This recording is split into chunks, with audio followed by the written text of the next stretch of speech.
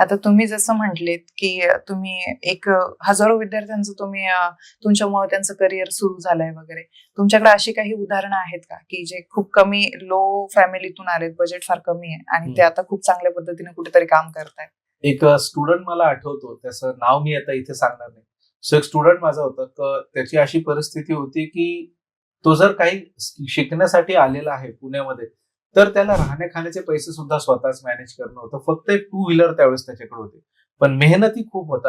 Literally त्या स्टुडंटचं तो असं करायचा, हं, की त्याचं जे काही 4-6 महिन्याचं जोपर्यंत त्याचं लर्निंग होतं, हं, ते चालू असताना तो इव्हिनिंगला 4 ते 5 तास शिफ्टमध्ये तो स्विगी झोमॅटोवरती सुद्धा काम करायचा.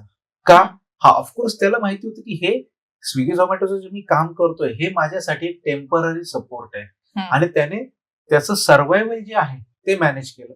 अपग्रेडेशन केलं आणि ऑफकोर्स आता इतकं चांगलं आयटी करिअर त्याचं चालू झालेलं आहे, की मी माझ्या बाकीच्या विद्यार्थ्यांना सुद्धा त्याचं एक्झाम्पल देतो. सो जर आपण करायचंच ठरवलं आणि इच्छाशक्ती जर असेल, तर असं काही खूप अवघड आहे किंवा हं. खूप जास्त रॉकेट सायन्स आहे असं नाही.